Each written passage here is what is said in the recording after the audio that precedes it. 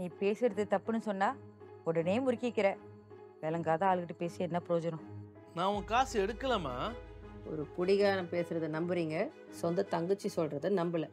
எஸ்யா, நம்மளே இந்த கேக்கு முறுக்கலாம் சாப்பிட்டு நம்மளே ரிவ்யூ பண்ணலாம். எப்படி? வள்ளி பேசாம பாருங்கக்கா, இன்னும் 10 வீட்டுக்கு தெரியறதுக்கு முன்னாடி போய் உங்க பொண்ணை கொஞ்சம் அடக்கி வைங்க. அப்ப அந்த ஜானோட காசு நீ தான் எடுத்தியா? நீங்க எங்க ஸ்ட்ரெயிட்டா லொகேஷனுக்கு வந்து வாங்கலாம். நீங்க எனக்கு புலனம் பண்ணுங்க. புலனம். புலனமா? சரிம்மா, உங்களுக்கு ஜானவுக்காவை பிடிக்குமா?